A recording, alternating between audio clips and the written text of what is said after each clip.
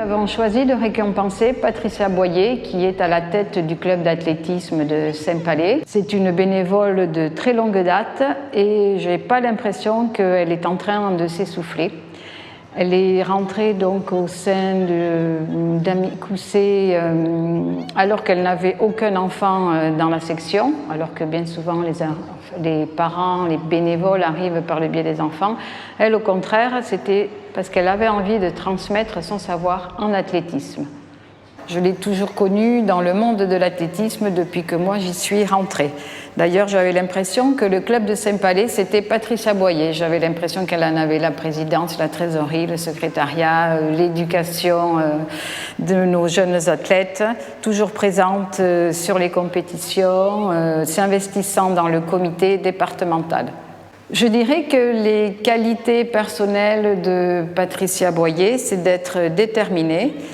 Elle aime beaucoup être dans le staff organisateur, ce qui est d'ailleurs très appréciable car elle a le sens de l'organisation. Elle transmet le goût de l'effort, le respect de l'autre, la convivialité. Elle partage avec les jeunes sa propre expérience et elle leur en fait profiter. Alors Patricia, je t'ai toujours connue dans le monde de l'athlétisme, ça fait déjà 20 ans. Et je voudrais que tu continues à œuvrer pour le bien de l'athlétisme et surtout que tu continues à transmettre à nos jeunes ces vraies valeurs que tu as.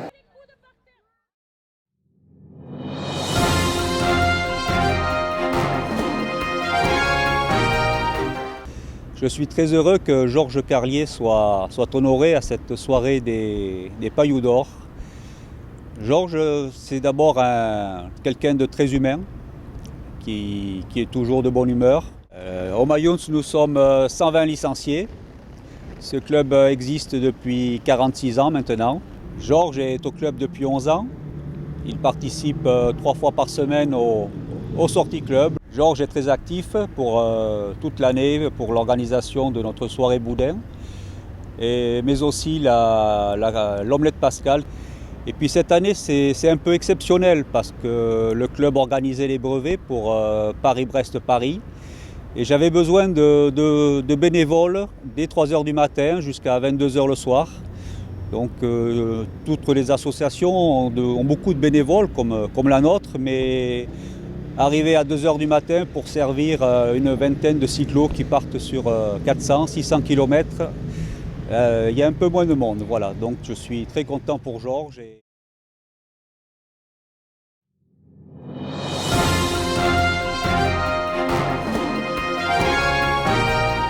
Michel Casamayor, qui est président du club de Sauveterre, du club de tennis depuis 1999, donc ça fait 20 ans à la tête du club. Et avec l'enseignant du club, Cyril Cazot, ils forment un binôme très performant puisqu'ils arrivent à stabiliser les effectifs de licenciés, là où la plupart des clubs en France enregistrent une baisse depuis plusieurs années. Donc ce qui le caractérise le plus, il est un peu atypique, je dirais que c'est un dirigeant, c'est un grand humaniste, puisque ses valeurs, c'est les valeurs éducatives, de respect et de partage. Il est très à l'écoute des autres et ce qui est très agréable, il a toujours le sourire. Et il privilégie la convivialité au sein des structures qu'il anime. Les valeurs qu'il transmet, il essaye d'inculquer aux jeunes les valeurs de respect de l'adversaire, le dépassement de soi, et donc déjà c'est déjà pas mal pour ce rôle éducatif. Je l'ai rencontré à quelques reprises, mais ça a suffi pour que je puisse identifier quelques-unes de ses qualités, et j'ai beaucoup apprécié son contact. Il est franc et sincère, et de nos jours c'est très appréciable. Michel, je souhaitais pour ton long investissement vraiment que tu sois honoré lors de cette cérémonie des Pailloux d'Or, parce que de nos jours le turnover dans les dirigeants est très rapide, et toi à la tête du club depuis 20 ans, ton dynamisme ne tombe pas et tu continues à prouver qu'avec la volonté on arrive à déplacer les montagnes.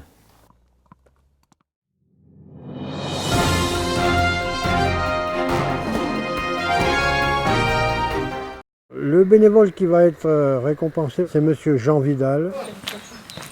L'école nationale de parachutisme, là, il y en a une par département et il a été instructeur au centre au niveau de tout ce qui est pratique du parachutisme et vérification, parce qu'il faut que quand l'élève monte dans l'avion, son matériel et lui-même soient en ordre de marche. C'est quand même une activité qui représente certains risques et il faut que l'individu qu'il va emmener au saut ait une totale confiance en la personne qui l'a instruit. Donc pour ça, il faut un sérieux à toute épreuve. Ça contre ça et on le passe dessous. 17 ans de pratique. Il a arrêté de sauter, ça fait 3 ans, suite à un accident de saut, il s'est cassé une patte. Et donc depuis, il est toujours bénévole et instructeur pour tout ce qui est pliage des parachutes, vérification des pliages et tout. Il est toujours au sol, mais il ne monte plus en vol. Impeccable, encore un et c'est fini. Jean, c'est la modestie et sa compétence, bien sûr, et la sérénité et le calme. Jean est quelqu'un de très très bien, qui fait partie des bénévoles de l'ombre qu'on ne voit jamais. Il ne fait pas partie des gens qui vont se mettre en avant. Il est toujours en retrait, mais toujours présent quand on en a besoin. On est, je ne dis pas comme des frangins, mais on est quand même très très proches l'un de l'autre. Je souhaite qu'il reste à mes côtés pendant encore de nombreuses années.